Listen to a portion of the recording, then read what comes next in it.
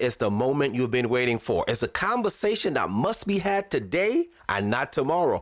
Welcome to another episode of I'm Listening, I'm Ready with your host, Andrew E. Guy. Let's talk about it. Ladies and gentlemen, welcome to another episode of the ILIRPODCAST. I am listening, I am ready. It is the podcast that's dedicated for those who are on the go. Whether you travel by land, air, or sea, this is me, Andrew E. Guy. And you know that I am so pumped about this week. There's so many amazing things that are happening in the world. But I am just so privileged that I get a chance to sit down and have a conversation with my next guest today. She is a passionate writer, passionate educator who challenges the boundaries of sameness. She's basically shattering this, okay? Her name is Dr. Barbara Smith, PhD. She is an amazing individual. She is writing and supporting schools, helping to change how systems operate, how they assess schools and how they assess students, and how do we transform this sameness into the system that is going to change the way we look at humanity moving forward. Without any further ado, I want to welcome our special guest to the ILIRPODCAST for the first and definitely not the last time, Dr. Barbara Smith. Dr. Smith, please say what's up to the people. What's up? I know normally you would probably say, well, good afternoon. My name is Dr. Barbara Smith. So we just shattered the boundary a while ago. I am so excited that you're here. My goodness, could you please tell us? I know that you're in Florida somewhere right now. Is that what's happening? Mm-hmm. How is the weather? How is the weather? You got that big smile on your face, like, oh my goodness. We're having a greater weather than you are having up there in Canada, Toronto. So I understand. I can see the reason for the smile on your face. Thank you so much for joining us. There's so much to unpack here, and I know that I value your time. So I'm going to try to give the people as much as possible to let them know who you are, what you do. And every so often we may interject just to pause so people can really digest the information that you're giving them. So I want to just kind of start off. Would you tell people a little bit about, who you are, what you do, and just why? Well, I'm a recently retired principal. I've been in education for 40 years and in many different areas. I see myself always as a teacher, no matter what my role is. Certainly when I've been a principal in schools, I've always opted to teach classes.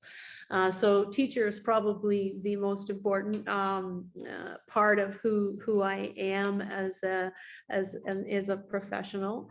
I worked in 3 faculties of education at McGill and University of Saskatchewan and the University of Toronto at OISE. And I think probably in the last 10 years, I've been as a principal role, but I've also been opening schools. So I've opened 3 schools. So I do a lot of creative work on school design and curriculum design, and basically how do you build schools from the curriculum on out. And my most recent book is How Much Does a Great School Cost? And it's about how do you actually make sure that the budgets align with your values, instead of just always being handed a budget and said, okay, now do the best you can with creating a school. You need to start with what the ideal is, and then you determine what you need. And based on that work that I had done for that book, it doesn't cost as much as you would think. Gosh, oh my goodness. You see, does that show you with some clarity that we got much to unpack? That was so much that was said right there. And I'm telling you, I am so interested in your life and your profession and what you've been doing.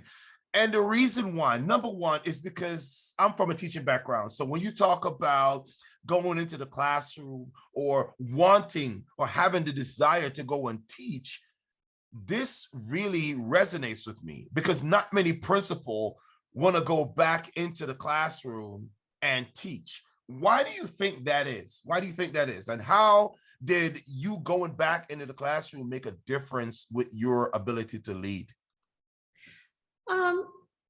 I think it was sort of selfish at first because I really never left the classroom. And I also felt that if I was going to be holding my staff to, really high ideals in terms of focusing on the student, then I needed to do that too. And it helped me, I think, gain some great relationships with the students so I could know them directly.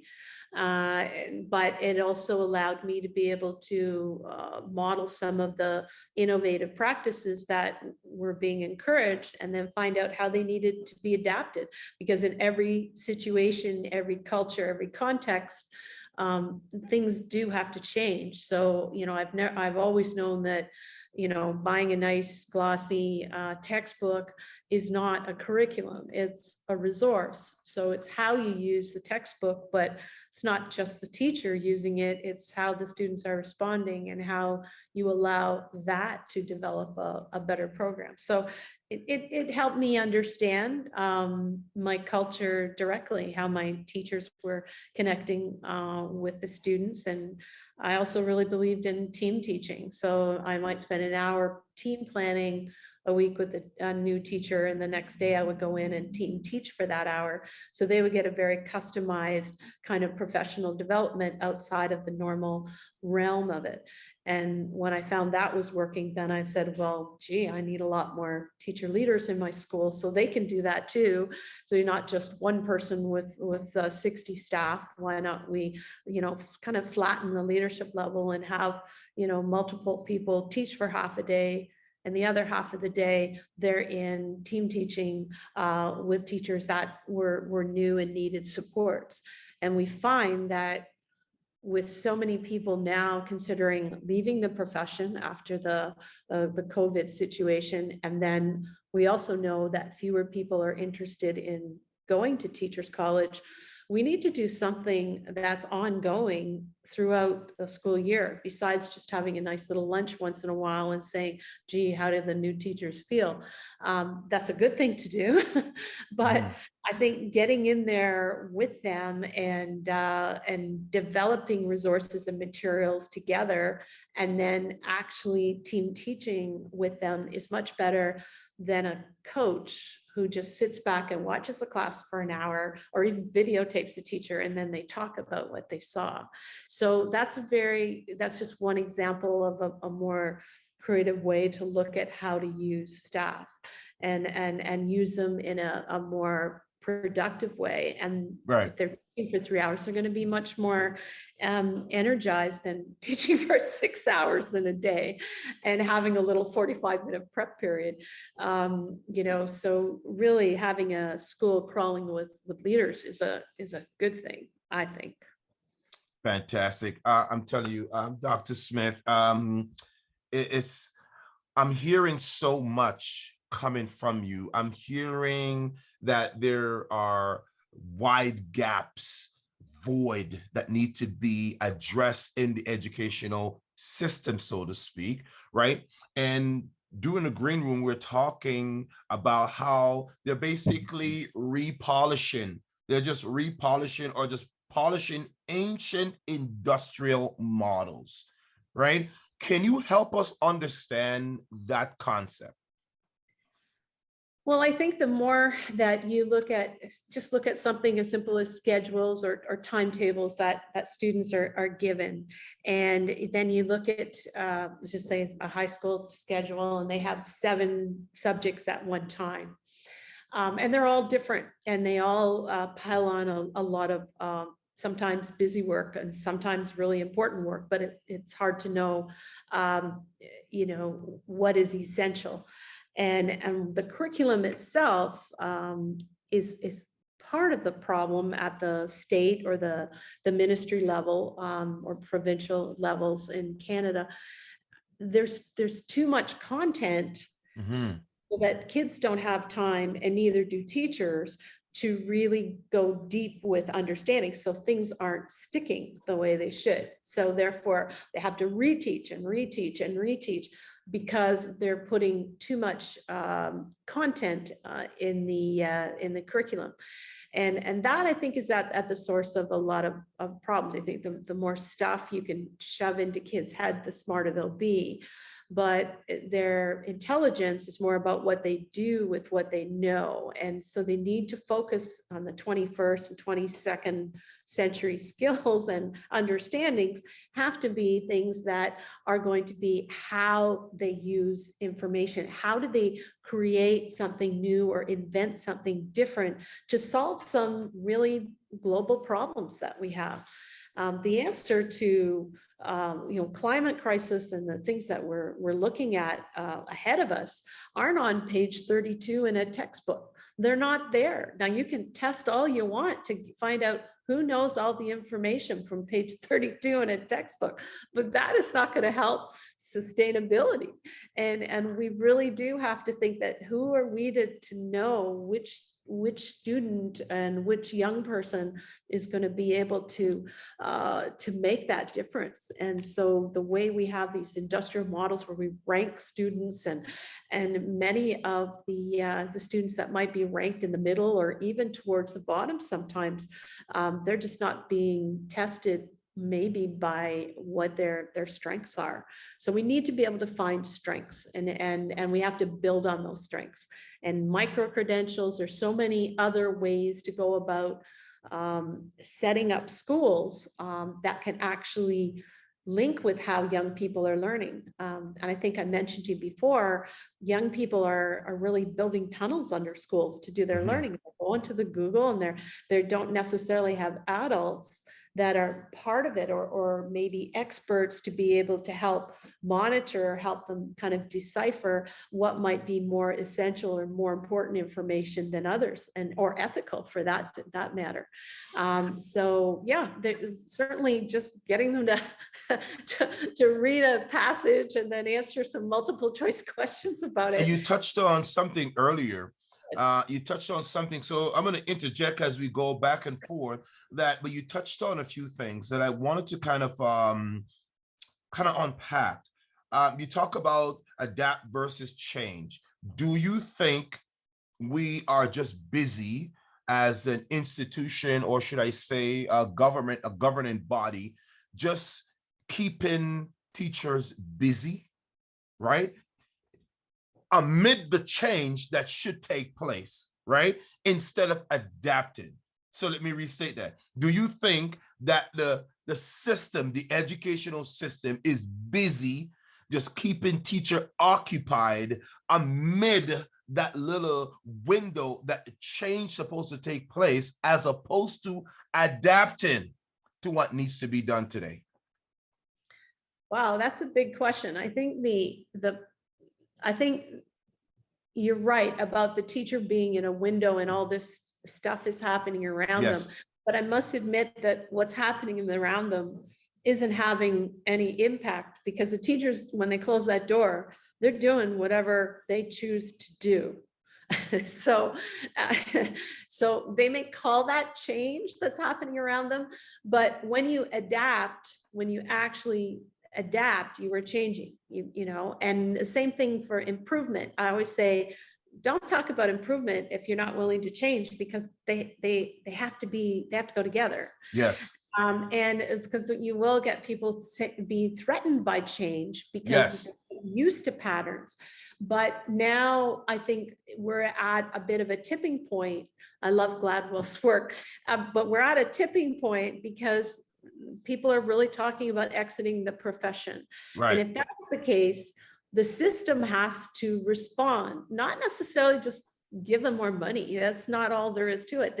There's a much less sense of fulfillment about, just trying to get by. And I think I was reading the other day an article, and it said, they quoted a teacher saying, I get there in the morning and I found out which classes I have to cover because there's nobody there to cover them. There's not enough supply teachers coming in. So in my prep that I'm supposed to prep for a whole day, my 45-minute prep, I know I've got to fill in for another class.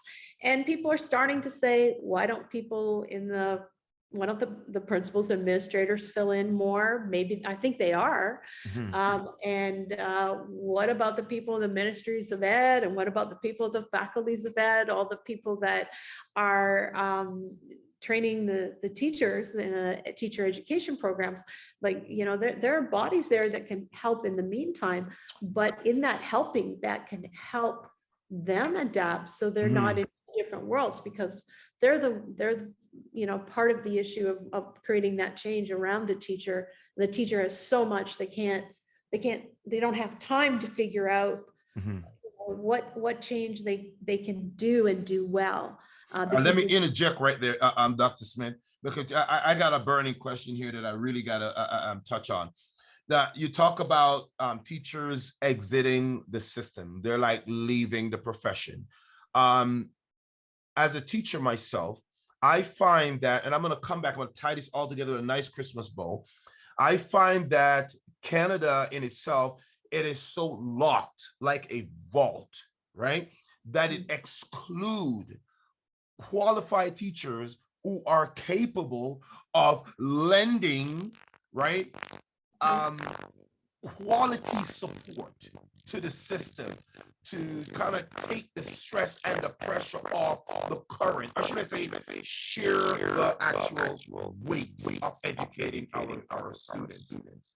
But the thing is, it is so locked that people come from outside don't have that barrier to entry that is so tall that you don't get over it, and you have to meander your way to get through these barriers. But the thing is, it will take you anywhere from 7 to 10 or 12 years just for you to become a regular teacher. In Ontario alone, some teachers just actually give up.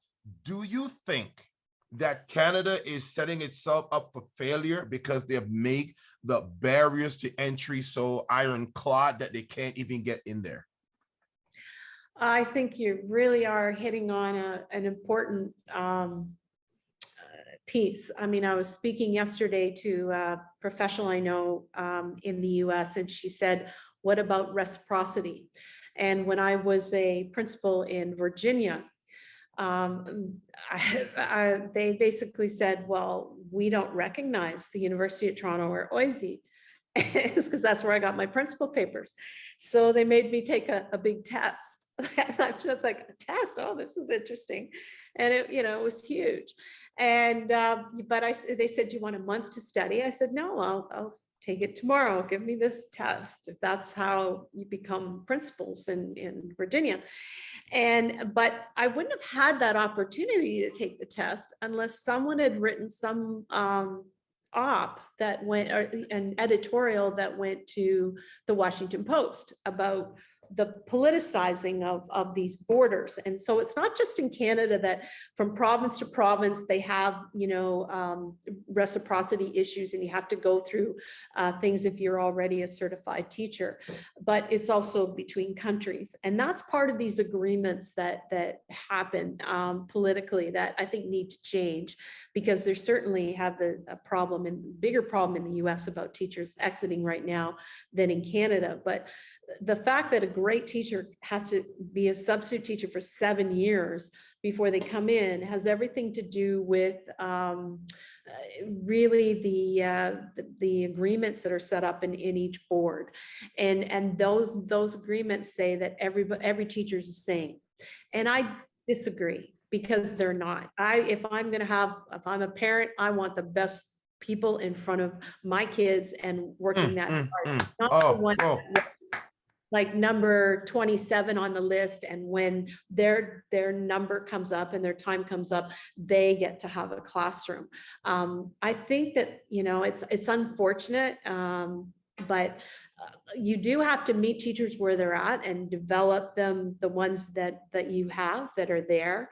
But I think you've got to be able to look at different roads into different kinds of professions and look at that, you know, certainly more carefully. But yeah, there are a lot of there are a lot of things that are certainly beyond my control, but I would love to see reciprocity right between provinces and states. People have huge HR departments. Like, why can't they figure out that, you know, in Virginia, like Loudoun County is one of the biggest. Nobody wants to deal with it. Yeah, but I mean, they've got a big department. They can look it up and say, oh yeah. Yes, they can. It's like Harvard of the North. Maybe, you know, someone who's a principal there might be able to handle a school here. You know, because why punt that off to another agency that looks at all that you have to, you know, send them all your transcripts and send them all the things. And then they say, oh, yes, I guess. When you talk about transcript, even for me coming from the United States, coming here, there were so many things I had to do. There was there's another company, I'm not even going to call their names. There's another company that says, okay, in order for us to recognize your degree, then you have to send us your transcript, right? So I send my transcript to that place, right? It's 3 letters, right? And then when I send it there, then they come back and tells me, okay, oh, by the way, it is absolutely true that you have this. Then for you to apply to a school, they have their own set of system that basically have to evaluate or reevaluate. The system is so inundated with, I guess, little chiefs, you know, little chiefs running around, taking a little piece of the pie. And you can see it when you take a panoramic view and step back, the teaching industry, it is so inundated with, should I say, agreements that people can't even agree about where we're going. There are many agreements that's causing disagreement where we take the next venture. Where do we go? Where do we take our students? And how do we prepare them? Dr. Smith, I'm telling you, oh my goodness, there's so much to unpack here, so much to unpack. You know, Dr. Smith, but I want to jump into you talking about the 3 schools. You opened 3 schools. That means you basically started the foundation. You built this thing up from the ground up. And most people may not understand it. You will have a person that gets a school handed over to them, but you started this from scratch, right? What is that like to start a school from scratch? Well, it doesn't happen with just me, that's for sure. Of course not. Of course not. A lot of teams in you know, and really team is powerful. The first school, the Jalen Rose Leadership Academy in Detroit, was, you know, the founding team was incredible. Everyone came with many different skill sets, but there was a deep respect for all the members of the team and trust in the direction that we wanted to go. So that was definitely powerful to be able to be part of that team and to have those conversations before the school started. But then when the first year of the school, when it was going on, then we were able to adjust and make the changes that we needed, because every time you get students coming in the door, then you really do have to make sure that their voices and how they're responding to what we design is going to be effective. And so that was exciting. The second school that I opened was a school in Virginia, but I really wasn't as much a part of the planning team. I was hired after the fact because I became the principal, but you know, it was an incredible team again. They all had very different skill sets that they brought to the table, but one thing they had done as a group of parents, which was really interesting, is they had done some reading, like a lot of reading. And so when they interviewed me, they knew about Gardner's multi-intelligences. They knew about habits of mind. They knew about Da Vinci curriculum. And I thought, wow, I mean, because you know, those are the things that I would want to bring to the table and think I would have to potentially convince parents who may not know about it. So they were lifelong learners. So that was a really powerful part of beginning that school, but they had done a lot of the prep leading up to it. The third school was an environmental and an entrepreneurial school in Ontario. And it was definitely a really interesting experience, because we really wanted to make sure that the students went out and were at least one day a week in the culture of the community. So they would always be learning about different kinds of businesses, and they would use that as the context of what they'd write about in English and math and so on. But I found that all of them always did, like, the success would depend on the ability of the people that were working together. So I really want to give shout outs to the people that really do take brave moves to do that. I wasn't handed really any of them. I basically tried to make sure that the curriculum and the school really jived with what would be fitting of more informed and peer-reviewed research, embedded in it. So the schools didn't look like other schools, but they didn't cost as much as other schools either. And so that's why the book was able to kind of talk about shaping different kinds of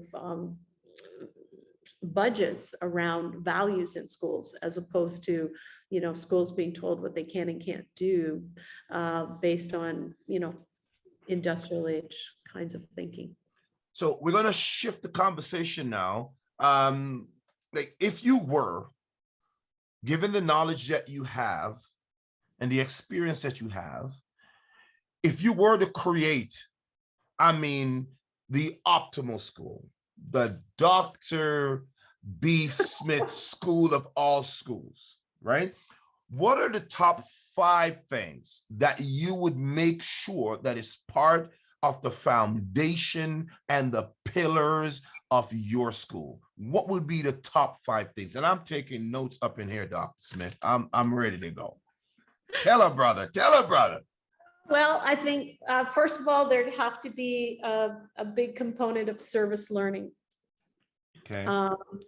I think service learning is powerful. At the Jalen Rose School, we had the students go every Wednesday to a senior's home. Mm-hmm. And so that was all connected to their English program, because they had to write these seniors' biographies. But they didn't just go in for 2 or 3 days and did it. They went for a whole year and developed relationships, played cards, did all sorts of things to build trust with the people that they were writing the stories about. And then that was published and so on. So that all connected, that experience. And it's definitely was interesting, because the Baptist minister who decided to get the bus for us said, you know what, I was going to charge you X amount every week, but you know what? These people have nobody visiting them at all. There was about 4,000 in it's a vet seniors home in Detroit. And that was wonderful. Like, just to be able to sort of say, look at that powerful experience. And those were memory builders. So that activity of writing it, they wanted to write more because somebody was going to read it. But service learning is powerful. So I would find as many different ways to make service learning happen that I could. And there's just hundreds and hundreds of ways. Before you get to number 2, oh my goodness, this is so good right here.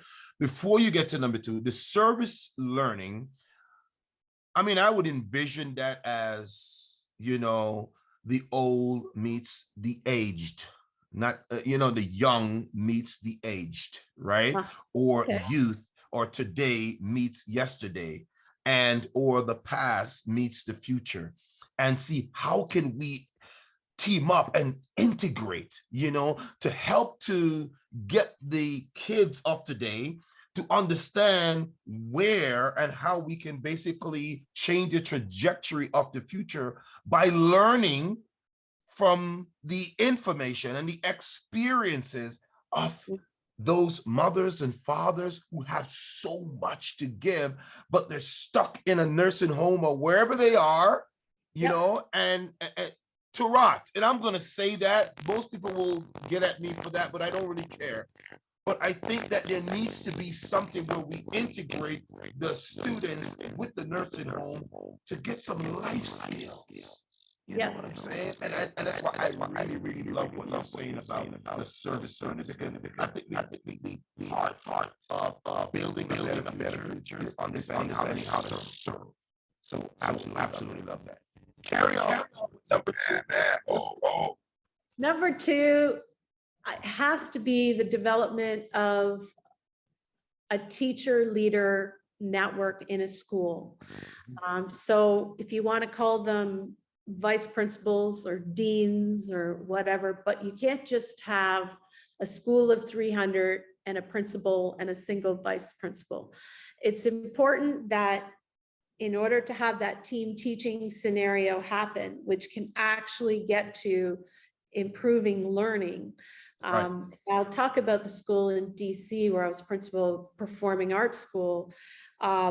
Our math teachers and specifically went up 10% in their scores. And I'm not a big fan of standardized tests, but that's unheard of. Most people go up 1 or maybe 2% if they're lucky. But because we had every week, the new teachers were paired up with a seasoned teacher, and they were given more roles.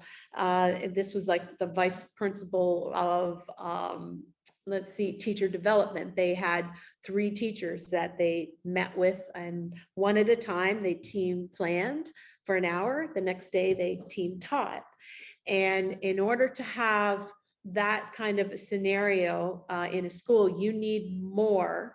But I don't want to take them out of the classrooms, these great teachers. So I want to make sure they, at least half of the day, those teachers are with kids and having an impact on kids. So I want people who want to be teacher leaders, but also love the idea of teaching. So you need to be able to find an ideal school where, you know, people feel rested enough that, yeah, I can do half my day teaching, and the other half of the day I'm influencing, improving the quality of the rest of the group.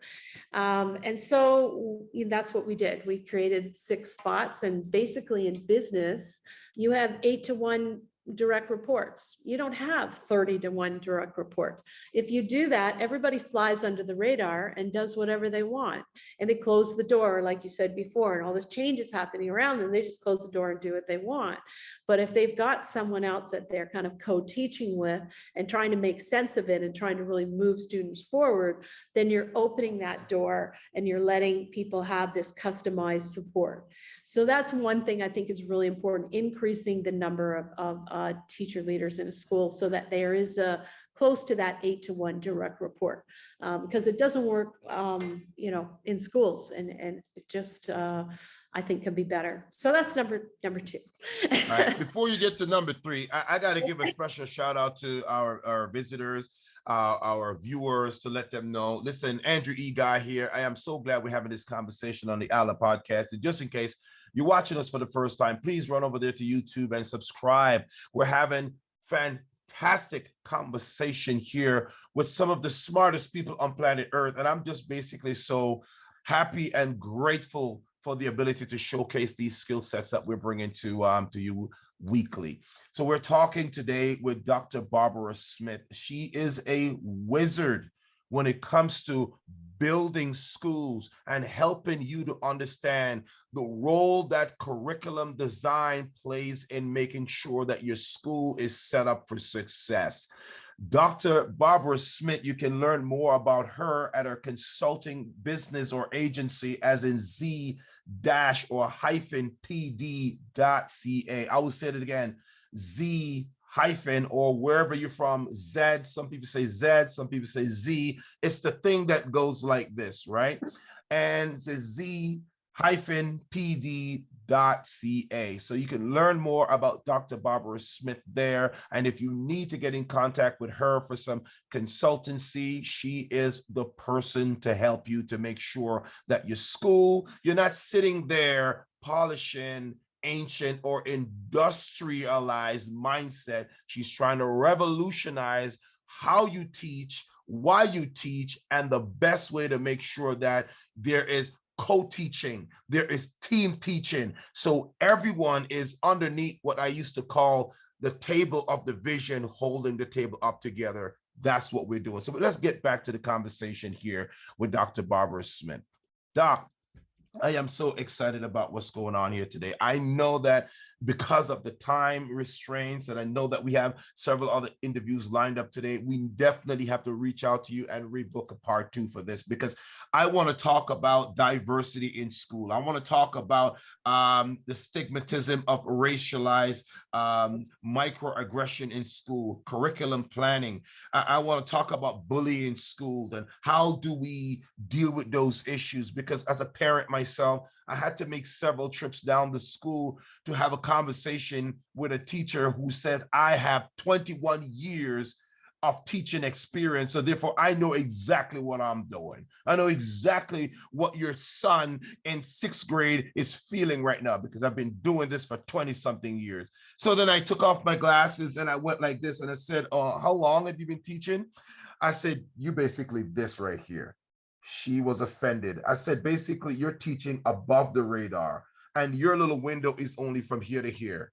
And I said, you haven't really scratched the surface because everything else is down here that you're missing. You need to step back and see a bigger picture. And it was one of those experiences, Dr. Smith, where as a parent and a teacher also, you can see both sides of the spectrum. You can see the ignorance that I know, right? I've been there. I'm teaching. I get paid to do this. What do you know? You're just a parent.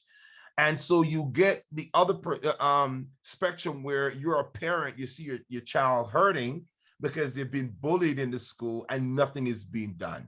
And so what do you do? It was one of those conversations. So I am looking forward to coming back and really unpacking those things.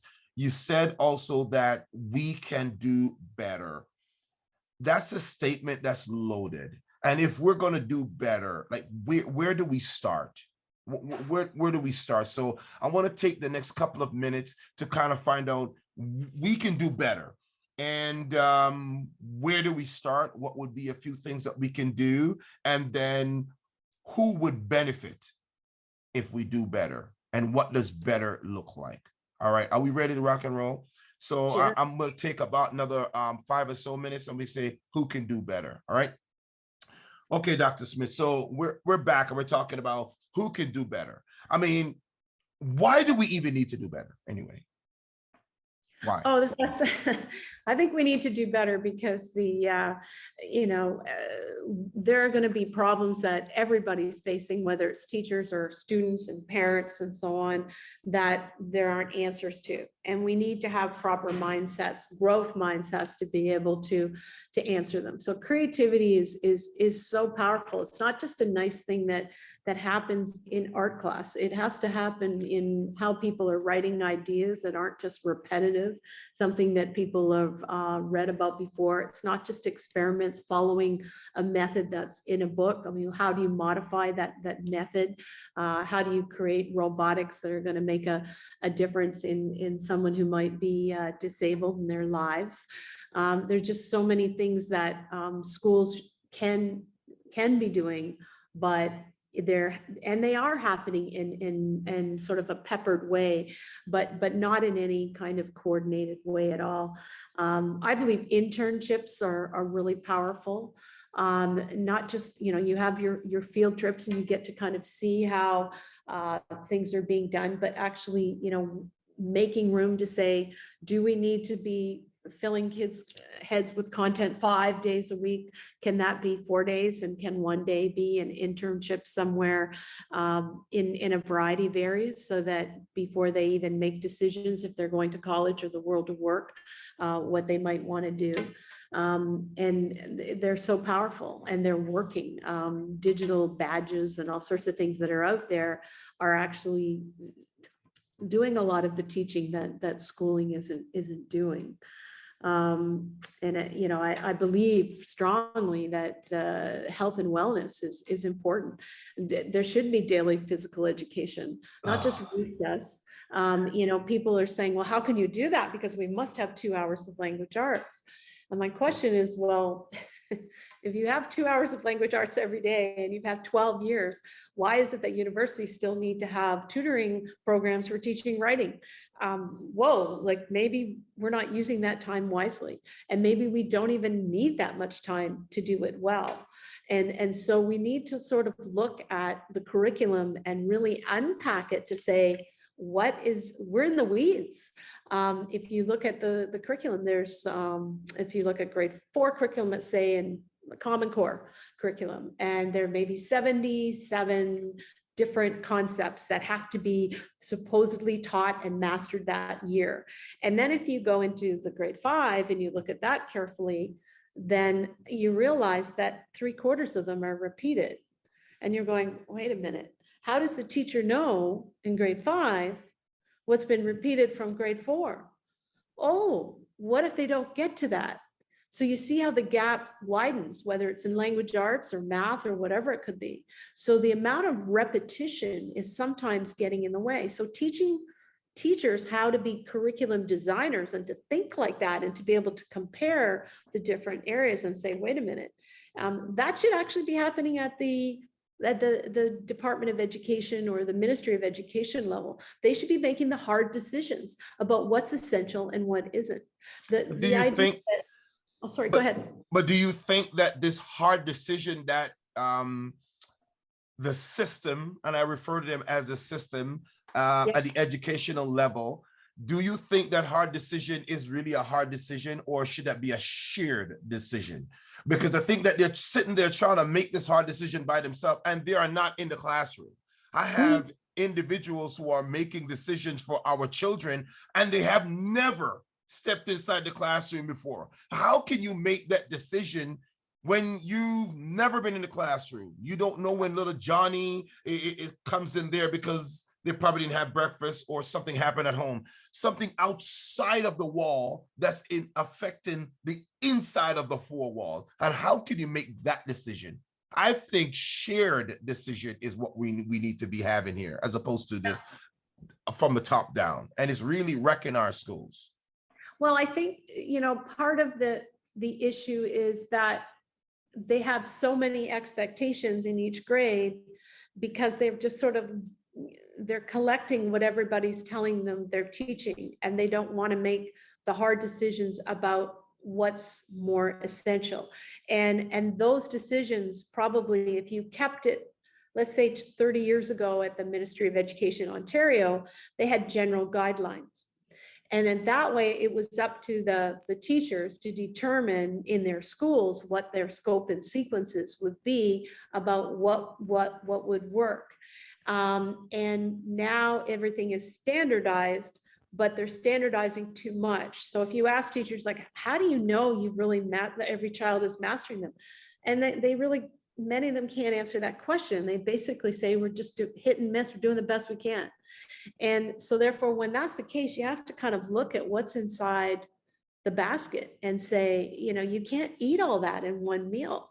Like you really do have to, you have to train teachers and make sure that parents understand as well that, they should have a say in how much is really being taught around their dining room tables, or why do they have to become teachers of something of a new concept at home for homework? The research on homework is pretty clear. It's no value until grade 10 and up, yet it's being done because parents want it. And so there has to be a re-education of all the stakeholders in a way. And I really think you shouldn't be a trustee unless you've taken at least a couple courses in education somewhere. Oh my goodness, did you say trustee? I'm sorry, I said trustee means I trust you to make a decision here. I trust you to make a decision. Dr. Barbara Smith, ladies and gentlemen, if you're watching, if you're listening for the first time, we're having a conversation here with an amazing individual who is basically shattering the boundaries of sameness in education and beyond. I really want you to listen to this episode, share it with your faculty people, your ministries of education, and so bring us in so we can have this conversation, because I think the decisions that are being made right now are not shared. They're basically teaching what I call, Dr. Barbara talked about the standardized. I think it's a packed, locked curriculum that needs to be unpacked, Dr. Smith. They're teaching a lot, curriculum. That means nobody knows what's in it. It's almost like I would call it like an investment. It's like a mutual fund. It's like a mutual fund that's been taught. And we lost you there, doctor. Okay, can you hear me? Can you? Yeah. I can't see you. There you go. Here you go. Good. Okay, that's all right. I can see you now.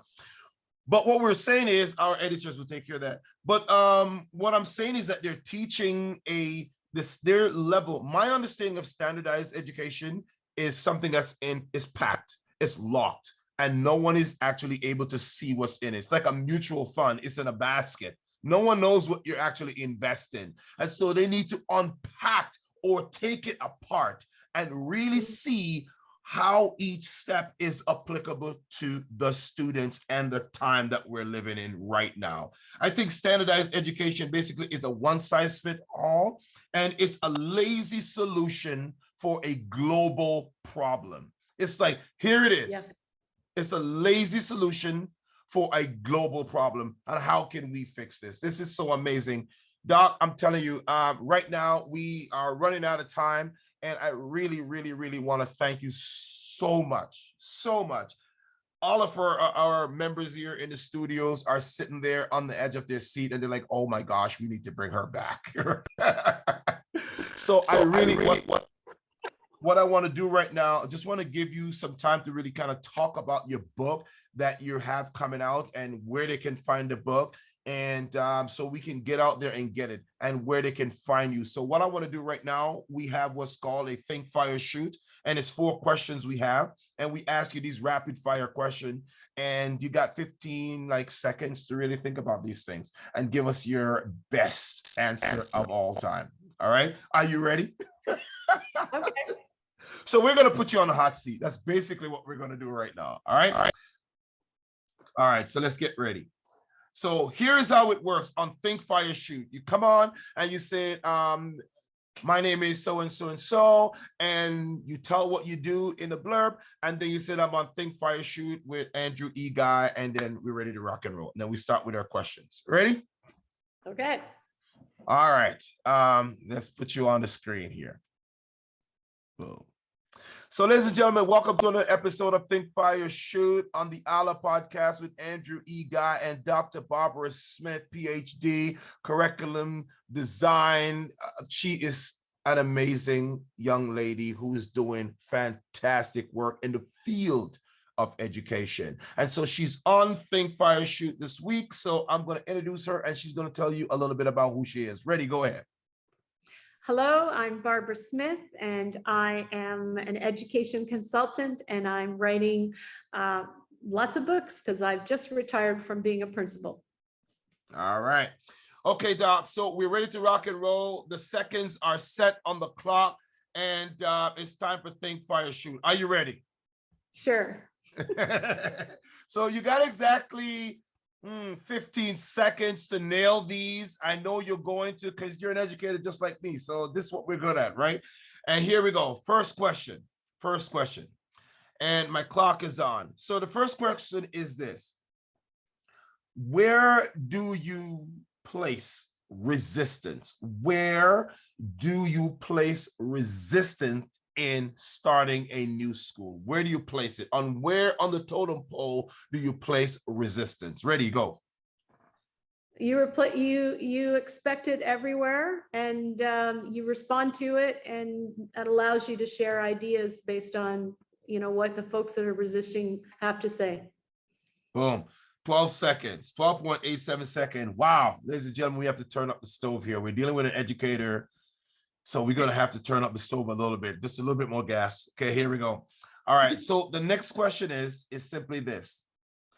When we talk about the industrialized model of education versus today, the adaptive education, we can call it that, Doc, right? Industrialized model versus the adaptive approach to education, how do you see the system, the current system, is making amends to transform the trajectory of the future? Well, it depends on, it depends on which system you're talking about, because it really does vary. But I think that I think people understand they need to make changes. They're just not sure what direction. I think they're being pulled in too many directions. So I think it's going to take time. All right. So that was 20.75 seconds. Ladies and gentlemen, as you know, she went way over. So, and that's expected, because the deeper and deeper we go into the questions, we just expect that. So we will deduct that from her next time interview when she comes back for a re-interview. So we just know that's going to be fantastic right there. So she now has deposited 5.75 seconds in the next interview. Man, we're so excited. All right. Okay, Doc. So we got one more question here. One more question. And the question is from a book that I'm actually writing to, and it's based on disrupting normalcy. So the question we pose in the chapter, it says that in the grand scheme, now we say life, but now we're going to look at education, since we're talking about education. In the grand scheme of education, right? And on the highway of learning, most people focus on the industrialized model, or what we call the rear view mirror. But in the adaptive approach to today and meeting the challenges of today, they should be focusing on the windshield ahead. What say she? Ready, go. Well, the rear view mirror's got to give you something to think about. So experience you can't ignore it. You have to do something with it.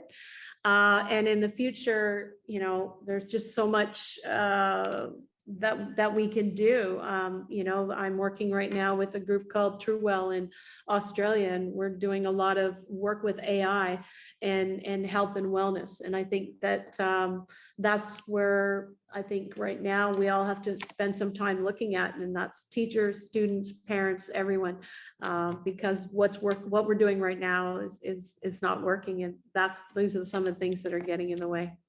Bam. All right. Woo! Ladies and gentlemen, that was the amazing Dr. Barbara Smith, PhD, consultant, school curriculum and design aficionado. I'm telling you, she is simply amazing. And Doc, I'm looking forward to you coming back. I'm telling you right now, I'm looking forward to unpacking this as a teacher, as an educator. This is going to be like something that we're going to have to expand and get some other people around the table so we can have this conversation, because they're not having this conversation, Doc. They're not having this. They're having professional development and T, but they're not talking about what matters here. And I'm so excited that we had a chance to sit down and talk about this. And Doc, how would you say that, what would you say is one of the questions that you think we need to address coming back, moving forward in our next conversation? Do you think it's a curriculum or culture? I think I don't think you can separate the two, but I think culture is built on, like, what you do with culture should affect everything you do. Culture can change a system. So culture, the bodies that are going to be learning about what they can do, like, instead of just as they say, polishing the system that is currently in place. So you need to be brave. You need to take a lot of courage to be able to, recommend things that other people haven't recommended. And because what's happening right now is really not working for everyone. They talk about everybody being the same, but they don't give them the same education. Gosh, oh my goodness. Woo. Man. Ladies and gentlemen, I'm telling you, we're going to wrap right there. I mean, this conversation was, as my young people would say, it was lit. It was literally lit up. The nuggets that Dr. Smith has dropped here, I hope you're picking it up. I'm saying it again. The nuggets that she has dropped here, I hope you picked up what she has dropped. And she didn't just drop it, she placed it so you can have access to it. It was an amazing conversation. And Dr. Smith, I want to give you the final word. If there was anything that you want to say, give a shout out to your family. And I want you to kind of tell them exactly where they can find you at a z-pd.ca, and just tell them a little bit about what they can get when they get in contact with you, because that's what we want to do. When people listen to the ILA podcast, I'm listening and they're ready to take some action on what they've heard so they can transform their life, their business, and in our case, the educational frontier. So I'm going to let you have your last word. Ready? Go ahead. Okay, well, I'm going to pull it from my book. And I can't not say how fortunate I feel, because my next book is dedicated to my family. So my daughter Sarah, my son Martin, my daughter-in-law Molly, and I have to give my husband Simon full credit because he's had to listen to all my books over and over. But I thought maybe if I just read a paragraph from here at the end, it might give you kind of a feel, and my publishers would be really happy that I plugged the book. Anyway, this section is called Preparing for Anything. And I'll just say, preparing for anything is a collection of new possibilities for school reform, innovation, and greatness. This book concluded with ideas that hopefully will prompt educators to think beyond the obvious and imagine new beginnings or transforming opportunities for embracing greatness in schools. So it's full of ideas, and certainly I've been fortunate to have a lot of really wonderful experts give me lots of endorsements, which has been really nice. But I think what's important is to understand that a budget shouldn't dictate what a school is. A school should dictate what the budget needs are. And I'll leave it there. Wow. Ladies and gentlemen, that's our time on this episode of the ILA podcast. I'm listening, I'm ready. I hope you take some steps. I hope you listen. I hope you heard. I hope you got some nuggets and some information that you can apply to your life. And if you're a teacher, if you're an administrator, if you're a principal, and even if you're the Ministry of Education in whatever country or region you are in, I hope that you'll reach out and have a conversation with Dr. Barbara Smith. And here's where you can find her, z-pd.ca. Schools and curriculum design is what she does, and she's here to help you. So until then, take care, and we're looking forward to speaking to you again next time. Leave a comment, share this video with as many people as you can, and we'll see you again in the next one. Take care.